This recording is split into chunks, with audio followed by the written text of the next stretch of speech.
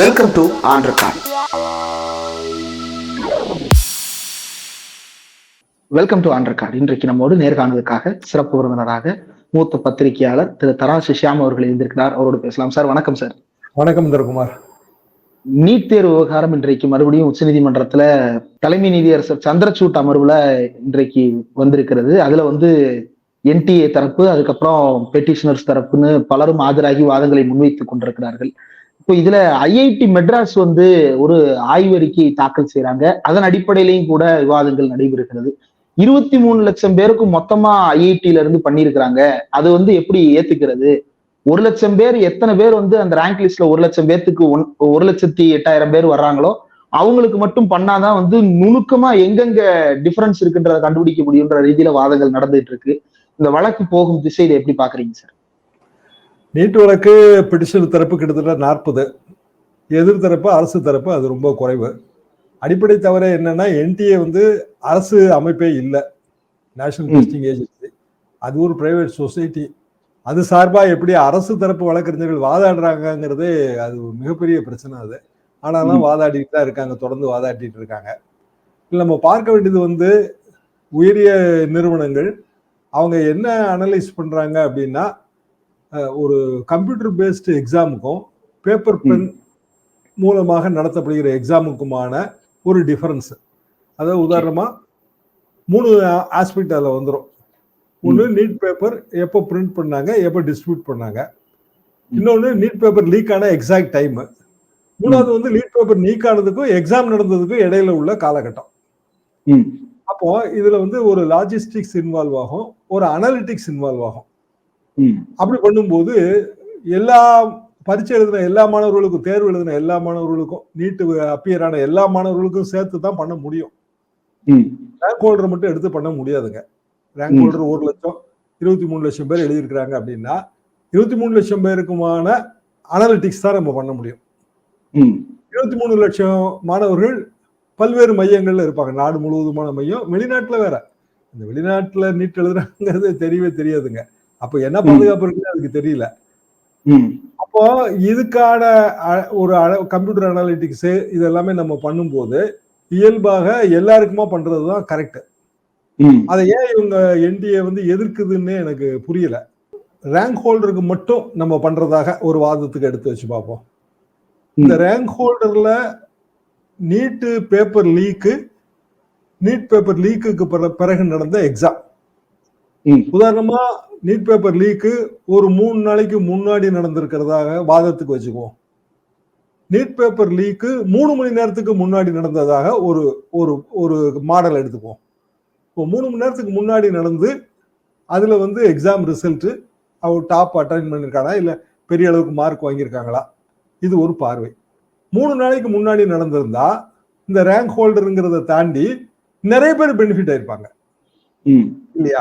இயல்பாக அட்வான்ஸ் உங்களுக்கு கையில கொஸ்டின் பேப்பர் கிடைக்குன்னா எல்லாரும் பெனிஃபிட் ஆயிருப்பாங்க. இந்த எல்லாருங்கிறதுல 100 மார்க்குக்கு தான் தகுதி உள்ளவங்களா இருப்பாங்க. ஆனா அவங்க எலிஜிபிலிட்டி மார்க் வாங்கியிருப்பாங்க. அதாவது நீட்ல பாஸ் பண்ணா மெடிக்கல்ங்கிற ஒரு கட் ஆஃப் வரும் இல்லைங்களா? அந்த கட் ஆஃப் முதல்ல நமக்கு தெரியாது, பரீட்சை ஆரம்பிக்கிறதுக்கு முன்னாடி தெரியாது. தேர்வுகள் எழுதின பிறகுதான் கட் ஆஃப் சொல்லுவாங்க. அப்போ அந்த கட் ஆஃப் உதாரணமாக 400 கட் ஆஃப்னு வச்சுக்கிட்டா, ஒரு 100 மார்க் 150 மார்க் எடுக்கக்கூடிய ஒரு மாணவர் 400 மார்க் எடுத்திருக்கிறாரு, ரேங்க்ல எங்கேயோ பின்னாடி வருவாரு.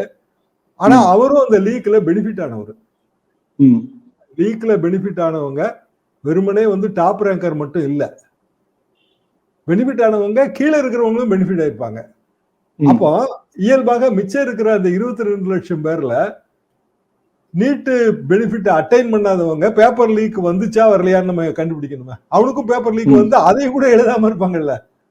ஆமா, இப்ப இதுலதான் இந்த டெலகிராம் வழியா லீக் ஆனது சொல்லப்படுது சார். அந்த டெலகிராம் மேட்டரையும் இன்னைக்கு எடுத்து பேசி இருக்கிறாங்க. டெலகிராம் அப்படின்றது நம்ம எல்லாருக்கும் நல்லா தெரியும். பல திரைப்படங்கள் முந்தி தமிழ் ராக்கர்ஸ்ல கொண்டிருந்தது. இப்ப டெலகிராம்ல பிரைவேட் சேனல் போட்டு திரைப்படங்கள்ல இருந்து செய்தித்தாள், வார இதழ், புத்தகங்கள், பன்னாட்டு பதிப்புகள் வரைக்கும் அதுல சர்வ சகஜமாக உலாத்தி கொண்டிருக்கிறத பாக்குறோம். ஒரு நெருப்பு போல ஒரு குரூப் போட்டாங்கன்னா கிட்டத்தட்ட 1 லட்சம் பேர் ஒரே நாள்ல ஜாயின் பண்ணி அதை எல்லாரும் பாத்துடுறாங்கன்ற அளவுக்கு போயிட்டு இருக்கு சார். அந்த மாதிரி ஒரு இடத்துலதான் இந்த லீக்கும் நடந்திருக்கிறது. இது ஒண்ணு. இன்னொரு இடத்துல பகதூர் கார் அப்படின்ற இடத்துல எல்லா இடங்கள்லயும் ஸ்டேட் பேங்க் லாக்கர்ல இருந்து தான் கொஸ்டின் எடுக்கப்பட்டிருக்கு. ஆனா இந்த ஒரு ஏரியால மட்டும் கனரா பேங்க் லாக்கர்ல இருந்தும் எடுத்திருக்கிறாங்க. அப்ப கனரா பேங்க் வந்து ஏன் இங்க மட்டும் செப்பரேட்டா இன்வால்வ் ஆகுது, இதுல என்ன சிக்கல் அப்படின்றத வந்து மனுதாரர்கள் கேள்வியா கேட்கிறாங்க. ஆனா அதற்கு வந்து என்டிஏ வந்து வேறு வேறு பதில்களை சொல்லிட்டு போறாங்க. சிஸ்டத்துல பிரச்சனை இல்ல, ஒரு சிலர் இப்படி நடந்திருக்கு, அதை நாங்க கண்டிக்கிறோம், சிஸ்டம் சரியா இருக்கு அப்படின்றத மறுபடியும் எஸ்டாப்ளிஷ் பண்றாங்க. நீங்க எப்படி பாக்குறீங்க சார் இந்த சிஸ்டம் சரியா இல்லைங்கிறதாங்க உண்மை. என்ன காரணம்னா நீட் ஆரம்பிக்கிறதுக்கு முன்னாடி என்ன சொல்லப்படுதுன்னா டோட்டலாவே வந்து அது கம்ப்யூட்டர் பேஸ்டு டெஸ்ட் தான் சொல்லப்படுது, சிபிடி. ஆனா அதை வந்து எப்போ வந்து பென் அண்ட் பேப்பர் டெஸ்டா மாத்தினாங்கிறதுக்கே விளக்கம் இல்லை.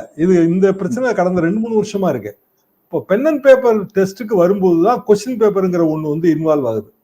இப்போ கொஸ்டின் பேப்பர் இன்வால்வ் ஆகும்போது அது சேஃப்டியா வைக்க வேண்டிய இடங்கள், சேஃப்டி லாக்கர்ஸ், உதாரணமா நீங்க சொல்ற ஸ்டேட் பேங்க் இல்லைன்னா சம் அதர் பேங்க், இது போக இன்னொன்னு இன்வால்வ் ஆகாது. இதுக்கு அடுத்த கட்டத்துல தான் அது பேச்சுல வரும்னு நான் எதிர்பார்க்கிறேன் விவாதங்கள்ல. என்னன்னா வெளிநாடுகளுக்கு நம்ம அனுப்பும்போது வெளிநாட்டு தூதரகங்கள்ல சேஃப்டியா வைத்திருக்கிறோம்னு சொல்றாங்க. வெளிநாட்டுல இருந்து பரிச்சை எழுதினவங்க எவ்வளவு பேரு, அதுக்கான சென்டர்கள் என்ன, அது த்ரூ அவுட் த வேர்ல்டு வந்து பரவி இருக்கா. உதாரணமாக ஒரு ரஷ்யா மாதிரியான ஒரு கண்ட்ரி இல்லைன்னா இன்னொரு எக்ஸ் கண்ட்ரி, அந்த கண்ட்ரியில வந்து கொஸ்டின் பேப்பர் லீக் ஆகிறதுக்கு பெரிய வாய்ப்பு இருக்கு.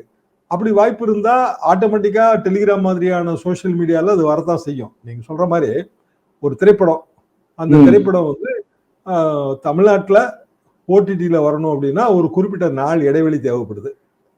ஆனா டெலிகிராம்ல எப்படி வருதுன்னா மோஸ்ட்லி வந்து வெளிநாட்டு பிரிண்ட்ல இருந்தான். நீங்க தமிழ் ராக்கர்ஸோட கதையா இல்ல அதுக்கு முன்னாடி எங்க காலகட்ட கதையில வந்து டிவிடி, சிடி இதெல்லாம் வந்து முன்னாடியே வந்து வியாபாரத்துக்கு எடுத்து பல பிரச்சனைகள் எங்க இருந்து வந்துச்சு அப்படின்னா ஃபாரின்ல ஸ்கிரீன் பண்ற அந்த பிரிண்ட்டுகள்ல இருந்து தான் வரும். இங்க இருக்கிற கேமரா பிரிண்ட் வந்து மக்கள் வந்து சிடியோ டிவிடியோ காசு கொடுத்து வாங்க மாட்டாங்க. ஃபாரின் பிரிண்ட் வந்து நீட்டா இருக்கும். பல படங்கள்ல கூட நீங்க பார்க்கலாம், ஃபாரின்ல இருந்து பிரிண்ட் வந்துருச்சான்னு தான் கேட்பான். அப்போ ஃபாரின்ல இருந்து தான் கொஸ்டின் பேப்பர் லீக் ஆயிருக்குமோ அப்படிங்கிற சந்தேகம் எனக்கு உண்டு. ஏன்னா அது வந்து அவங்களுக்கு வந்து பெரிய அளவுக்கான சேஃப்டி புரோட்டோகால் இல்லை, எளிது. இன்னைக்கு இருக்கிற சோசியல் மீடியால நீங்க சொல்ற மாதிரி ஒரு டெலிகிராம்ல பிரைவேட் சேனல் ஆரம்பிச்சா லட்சக்கணக்கான பேர் பார்ப்பாங்க. அவ்வளவு பேர் பார்த்தோம் பிராக்டிக்கலா அவங்களால வந்து அந்த கட் ஆஃப் மார்க் லெவலுக்கு வர முடியல. அப்படிதான் நம்ம இதை பார்க்கணும். இந்த ஹோல் டெஸ்ட், இந்த சாங்டிட்டி ஆஃப் த டெஸ்ட் வந்து காம்ப்ரமைஸ் ஆயிருக்கு, அது தெளிவா தெரியுது. அந்த காம்ப்ரமைஸ் வந்து சிஸ்டமிக் இன் நேச்சர், சிஸ்டமே கெட்டு போச்சு. அப்போ சிஸ்டத்தை மாடிஃபை பண்ணணும், கொஸ்டின் பேப்பர் சிஸ்டத்தை மாடிஃபை பண்ணணும், இல்லைன்னா பென் அண்ட் பேப்பரை விட்டுட்டு கம்ப்யூட்டருக்கு போகணும். ஆனா நம்மளோட வாதம், தமிழ்நாடு வாதம், நீட்டு தேவையான மாநிலங்களை வச்சுக்கோங்க, தேவை விரும்பாத மாநிலங்களுக்கு விலக்கு கொடுங்க, இதுதான் நம்மளோட வாதம். அந்த வாதத்துக்குள்ள சுப்ரீம் கோர்ட் போகுமாங்கிறது எனக்கு தெரியல, ஏன்னா பிரேயர் அப்படி இல்ல. இதுல இந்த தமிழ்நாட்டு வாதத்துக்கு முன்னாடி சார் இப்ப யூபிஎஸ்சி எக்ஸாம் நடக்கும், மதுரையில சென்னையில சென்டர் போடுவாங்க. திருநெல்வேலி, தூத்துக்குடி, கன்னியாகுமரி இந்த மாதிரி இருக்கக்கூடிய பகுதியிலிருந்து அந்தந்த ஊர்லயும் ஒரு சென்டர் போட்டாங்கன்னா எழுதுறதுக்கு எளிமையா இருக்கும். மாவட்டத்துக்கு ஒரு சென்டராவது போட்டாதான் வந்து எல்லாராலையும் அப்ரோச்சபிளா இருக்குன்றது பல நாள் டிமாண்ட். ஆனா அதை வந்து யூபிஎஸ்சி இப்போ வரைக்கும் பரிசீலித்து எந்த முடிவும் எடுக்கிறதா இல்ல. ஒரு மாநிலத்துக்கு வெகு சொற்பமான அளவுலதான் வந்து சென்டர்ஸே போடுறாங்க சார். ஆனா வெளிநாட்டுல இருக்கிறவங்களுக்கு நீட் தேர்வு நடத்துறது அப்படின்னா அது என்ன அப்படி ஒண்ணு நடத்துறாங்க, அது வந்து ஒரு வெளிநாட்டுக்கே இது பிரிட்டிஷ் காலத்துல ஐசிஎஸ் எக்ஸாம் நடத்தின மாதிரி வந்துருது சார். அதுல யூஜியோட என்ட்ரன்ஸ் டெஸ்ட் இது.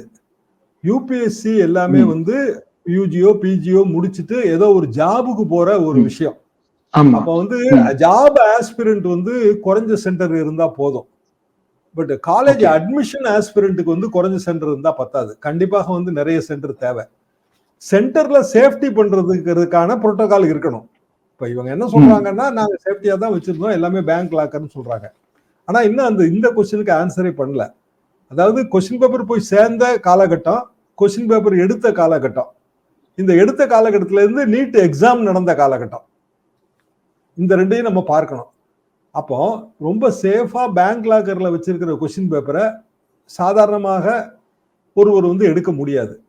சிஜிஐ அந்த கேள்வி கேட்கிறாரு, அதாவது பரீட்சையில பாஸ் ஆகணும், மெடிக்கல் அட்மிஷனுக்கு வாங்கணும் என்கிற வெறி மட்டுமே உள்ளவங்க கொஸ்டின் பேப்பர் லீக்னால பெனிஃபிட் ஆனாங்களா, இல்ல வருஷம் கொஸ்டின் பேப்பரை லீக் பண்ணாலே பல கோடி ரூபாய் சம்பாதிச்சிடலாம்னு நினைக்கிற ஒரு கும்பலால வந்து கொஸ்டின் பேப்பர் லீக் ஆச்சா?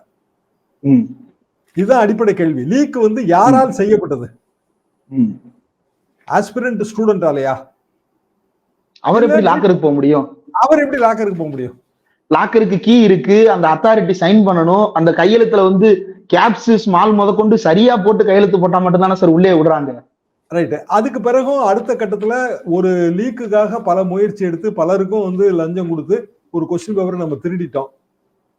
அந்த திருடின கொஸ்டின் பேப்பரை வச்சு விநியோகம் பண்ணி பெரிய லாபம் பார்க்கணும்ல, அதுக்கான நெட்வொர்க். கையில ஒரு கொஸ்டின் பேப்பர் கிடைச்சிருச்சுங்க, அந்த கொஸ்டின் பேப்பர் அது ஒரே ஒரு கொஸ்டின் பேப்பர் ஒருத்தருக்கு லீக் பண்ணாலே இவ்வளவு லட்சம் ரூபாய் கிடைக்குங்கிற மாதிரி மார்க்கெட் வேல்யூ உள்ள ஒரு கொஸ்டின் பேப்பர். அப்போ அந்த கொஸ்டின் பேப்பரை லீக் பண்ணி இவ்வளவு பெரிய பணத்தை வந்து கலெக்ட் பண்றதுக்கான நெட்வொர்க், அதை இதுவரைக்கும் இவங்க அன்னியர்த் பண்ணவே இல்லையே. அந்த நெட்வொர்க் எப்படி செயல்படுது? இதுக்கு முந்தின தடவையில லீக் பிரச்சனைகள் வரும்போது அது வந்து பெரிய அளவுக்கு கவனத்துக்கு வராமலே போயிடுச்சு, ஆனா லீக் இருந்துச்சு. இந்த கேள்விகளுக்கான விடை வந்து அடுத்தடுத்த வாதங்கள்ல கிடைக்குங்கிறது தான் என்னோட எதிர்பார்ப்பு. ஓகே, இப்ப இதுல ஜுடிஷியலா வந்து இதை வந்து ஆதாரங்கள் சமர்ப்பித்து அதற்கு பிறகு அவங்க நடவடிக்கை எடுக்கிறது அப்படின்றது தொடருது. ஆனா பொலிட்டிக்கலா இதுல பார்க்கும்போது இதுல இன்னும் நிறைய சிக்கல்களை பார்க்க முடியுது சார். வருஷா வருஷம் இப்படியான ஒரு கொஸ்டின் பேப்பர் லீக் நடக்குது. வருஷா வருஷம் ஒரே சென்டரை சேர்ந்த பலருக்கு லாபம் கிடைப்பது, அல்லது ஒரு குறிப்பிட்ட ஏரியாவில் இருக்கக்கூடிய சென்டரை சேர்ந்தவர்கள் நல்ல மதிப்பெண் எடுக்கும் வகையில வாய்ப்புகளை உருவாக்கி தர்ற மாதிரியான சந்தேகங்கள் எல்லாம் எல்லா வருஷமும் இந்த நீட் வந்ததுல இருந்து 2017 இருந்து இந்த கொஸ்டின் ஒவ்வொரு வருஷம் வந்துகிட்டே இருக்கு. Question paper tampering, answer paper tampering, OMR seat tampering சொல்லிட்டு பல கேள்விகள் வந்துகிட்டே இருக்கு சார். இப்ப இதுக்கு யாருதான் சார் பொறுப்பேற்கிறது? இவங்க வந்து ஒரு தனியார் அமைப்பு, சொசைட்டில ரிஜிஸ்டர் பண்ணிருக்காங்க. இவங்க யாருக்கும் பதில் சொல்ல போறது கிடையாது. பார்லிமெண்ட்டுக்கு இதுல லைபிலிட்டியே இல்லைன்னு பார்லிமெண்ட் கையை விரிக்கிற மாதிரி தெரிகிறது. அப்ப இது யாருதான் பொறுப்பு? இதற்கு அரசாங்கத்துக்கும் இதற்கும் வந்து தொடர்பே இல்லையா? அப்போ என்னோட ஒப்பீனியன்லங்க, நாடு தழுவிய ஒரு டெஸ்ட் அதை நடத்துறதுங்கிறதே முட்டாள்தனம். சிம்பிள் ரீசன் என்னன்னா, தமிழ்நாடு மாதிரியான ஒரு மாநிலத்துல இப்படியான ஒரு லீக்கை செய்யறதுக்கான அந்த கிரிமினல் கேங் இல்ல. ஆனால் பீகார்ல இருக்கு, நமக்கே தெரியும் அது. அதே மாதிரி உத்தரப்பிரதேசத்துல இருக்கு, அதுவும் நமக்கே தெரியும். ஜார்க்கண்ட்ல இருக்கு, நமக்கே தெரியும். அப்போ அந்த கிரிமினல் கேங்கோட நோக்கம் என்பது ஏதாவது ஒரு விஷயத்துல பணம் சம்பாதிக்கிறது. அவங்க நீட் கொஸ்டின் பேப்பர் லீக்னே அவங்க எடுத்துக்க மாட்டாங்க. ஒரு பேங்க் ஸ்கேம், அதுல வந்து 100 கோடி ரூபாய் கிடைக்குது, அவங்க தயாரா இருப்பாங்க. கொஸ்டின் பேப்பர் லீக், அதுல ஒரு 100 கோடி ரூபாய் கிடைக்குது, அதுக்கு தயாரா இருப்பாங்க. அப்படின்னா லீக்கோட டோட்டல் வேல்யூ என்ன? வேல்யூ. இதனால வந்து 23 லட்சம் ஸ்டூடெண்ட் பாதிக்கப்பட்டாங்க, ரைட்டு. 23 லட்சம் ஸ்டூடெண்ட்ல உண்மையாவே பெனிஃபிட் ஆனவங்க ரொம்ப கொஞ்சங்க. இதுதான் அவங்களோட வாதம், என்டிஏவோட வாதம் அதுதான். ரொம்ப கொஞ்சம், 23 லட்சம் பேர் எழுதுனதுல ஒரு 50 பேர் பாதிக்கப்பட்டிருப்பாங்க. இந்த மாதிரி வாதத்தை அவங்க வைக்கிறாங்க. இந்த 50 பேர் என்பவர்கள் ஆளுக்கு எவ்வளவு கொடுத்தாங்க, அந்த பணம் வந்து எப்படி கைமாறுச்சு? நியாயமா பார்த்தா இது ஈடியோட வேலை தானே. ஆமா, இதுக்குதான் வரணும். அவங்க பிரிடிகேட் அஃபென்ஸ் இருக்கு, ஷெட்யூல்ட் அஃபென்ஸ் இருக்கு, எஃப்ஐஆர் இருக்கு. இப்போ ஒரு சாதாரண ஸ்டேட் கவர்மெண்ட்டோ இல்ல வேற ஒரு மாநில அரசு ஒரு எஃப்ஐஆர் போடுது, அதுல வந்து பிஎம்எல்ஏக்குள்ள ஒரு ஷெட்யூல்ட் அஃபென்ஸ் இருக்குன்னு நினைச்ச உடனே வந்து இவங்க போயிடுறாங்க. கண்ணுக்கு தெரிஞ்சு இதுல வந்து இவ்வளவு பெரிய மோசடி நடந்திருக்கு, இவ்வளவு பண பரிமாற்றம் இருக்கு, எல்லாமே சட்டவிரோத பண பரிமாற்றம். ஸ்டூடெண்ட் வந்து அமௌண்ட் கொடுத்தது, அதை தாண்டி ஒரு பெரிய கேங் வந்து அமௌண்ட் கலெக்ட் பண்ணது, இந்த ரெண்டும் இருக்குல்ல. அப்போ அந்த பெரிய கேங்கோட மூளை யாரு? சாதாரண கிரிமினல் கேங்கா இல்ல பொலிட்டிக்கலி வந்து பவர்ஃபுல் கேங்கா? இதுல இந்த கேள்வியை வந்து நம்ம தேடி பார்க்கும் பொழுது வயர் உள்ளிட்ட தளங்கள்ல வந்திருக்கிற தகவலை பார்க்கும்போது பல மாநிலங்கள்ல பிளாக் லிஸ்ட் ஆன ஏஜென்சி வந்து இந்த தடவை கொஸ்டின் பேப்பர் செட் பண்றதுலயும் அதை டிஸ்ட்ரிபியூட் பண்றதுலயும் இன்வால்வ் ஆயிருக்காங்க அப்படின்ற தகவல் கிடைக்குது. அப்போ ஒரு பிளாக் லிஸ்டட் அமைப்பு பேரை மாத்திட்டு வேற ஒன்னா உள்ள வர முடியுது அப்படின்னா அப்ப ஏதோ ஒரு பொலிட்டிக்கல் சோர்ஸ் இல்லாம இவங்களால இதை பண்ணிருக்க முடியாதுல்ல சார்? கண்டிப்பா பண்ணிருக்க முடியாதுங்க. அது போக அரசியல்வாதி இல்லைன்னா அரசியல் சார்ந்தவர்கள், அவங்களுக்கு தான் இதுக்குள்ள இருக்கிற சில நுணுக்கங்கள் தெரியும். ஒரு வெறுமனே கிரிமினல் மைண்ட், மென்சரியான்னு சொல்றோம்ல, குற்ற மனம் படைத்தவர்கள் மட்டும் இவ்வளவு தூரம் வந்து ஒரு பேங்க் லாக்கர்ல இருக்கிற கொஸ்டின் பேப்பரை எடுத்து யாரெல்லாம் நீட் பேப்பர் எழுதுறாங்கன்னு பார்த்து அவங்க கிட்ட ஏதாவது ஒரு தரகர்கள் மூலமா பேரம் பேசி உனக்கு கொஸ்டின் பேப்பர் நான் கொடுத்துட்றேன், நீ எனக்கு பணம் கொடுன்னா அவன் வந்து முதல்ல இவங்க பேசின எல்லா பணத்தையும் கொடுப்பானா? யாருமே கொடுக்க மாட்டாங்கல்ல. ஆமா. அப்போ கொஸ்டின் பேப்பர் லீக்குன்னு ஒரு கொஸ்டின் பேப்பரை கையில கொடுக்குறாங்க. ரைட்டு. அதுல வந்து இத்தனை கொஸ்டின் இருக்கு. சரி, நூற்றுக்கணக்கான கேள்விகள் இருக்கு. ஒரு அட்வான்ஸ் அமௌண்ட் கொடுத்து ஒருத்தர் கொஸ்டின் பேப்பரை லீக்டு பேப்பரை வாங்குறான். வாங்கின உடனே தான் அவன் ஃப்ரெண்டுக்கு வந்து அவன் ஷேர் பண்ணிடுவானே. அது இதே சோசியல் மீடியா தானே. அப்படின்னா ஒரே ஒருத்தன்ட்ட ஒரு கொஸ்டின் பேப்பர் நீங்க லீக் பண்ணாலே இந்தியா முழுவதும் போய் சேர்ந்துரும். அப்ப அந்த கேங்குக்கு என்ன லாபம் இருக்கு அதுல? அப்பனா இதுல வந்து தனித்தனியாக வந்து பேரம் பேசி பேர வலிமையை பெருக்கி ஒரு பெரிய கூட்டணி ஏற்பாடுலாம் பண்ணா தானே நீங்க வந்து லீக் பண்றதுக்கான எஃபர்ட்டுக்கு லாபம் சம்பாதிக்க முடியும். அப்படின்னா ஆஸ்பிரண்ட் லிஸ்டும் ஆஸ்பிரண்டோட ஐடென்டிட்டியும் ஒரு கிரிமினல் கேங்குக்கு யாரு கொடுத்தா? அதாவது தமிழ்நாட்டுல காசு கொடுத்து வாங்க மாட்டாங்க, கேரளால வாங்க மாட்டாங்க, ஆந்திரால வாங்க மாட்டாங்க. இந்தியாவில் இருக்கிற மாநிலங்கள்ல பெரும்பாலான மாநிலங்கள் இதுக்குள்ள போகாது. வாங்குற மாநிலங்கள் இல்ல இப்போ வந்து அரெஸ்ட் ஆகிருக்கிறவங்க பட்டியலை பார்த்தாலும் எப்போதும் பெர்மனண்டா இந்தியாவில் வந்து பல குற்ற செயல்களில் ஈடுபடுறவங்க, திடீர்னு ஒரு கொள்ளை சம்பவத்துலன்னா நம்ம ஊர் போலீஸ் போய் தேடுற இடம், இந்த இடங்கள்ல தான் இந்த லீக் நடந்திருக்கு. ஸோ 5 இல்லைன்னா 7 மாநிலத்துக்குள்ள நிறுத்திக்கலாம். என்டிஏவும் அதான் சொல்லுது, த்ரூஅவுட் த கண்ட்ரி இல்லைங்க, இந்தந்த மாநிலத்துல நடந்திருக்குங்குது. அப்ப இந்தந்த மாநிலத்துல நடந்திருந்தா அந்தந்த மாநிலத்தோட நீட்டு பரீட்சை எழுத போறவனோட ஐடென்டிட்டியும் லிஸ்டையும் கொடுத்தது யாருன்னு கேக்குறேன். அப்பதானே நீங்க பெனிஃபிஷரியை அணுகாம எப்படி வந்து அந்த காசு பார்க்க முடியும்? கரெக்ட். முக்கியமான 2 கேள்விகள் எழுப்பியிருக்கீங்க சார். இந்த ஸ்டூடெண்ட்ஸ் லிஸ்ட் எப்படி வெளியே போச்சு, அவங்களை எப்படி இவங்க அப்ரோச் பண்ணாங்க, இன்னொன்னு இதுக்கு சம்பந்தம் இல்லாம 2 விவசாயிகளுக்கு எல்லாம் வந்து நிக்கிற பிஎம்எல்ஏவும் இடியும் இங்க எங்க போனாங்க அப்படின்றது. Yes sir. இப்போ இதற்கு உச்சநீதிமன்றம் பதில் சொல்லுகிறதா அல்லது என்டிஏ தரப்பு என்ன பதில் சொல்லுகிறதுன்றதை பொறுத்திருந்து பார்க்கலாம். இவ்வளவு நேரம் ஒதுக்கி இந்த நேர்காணல் தந்ததற்கு மிக்க நன்றி சார்.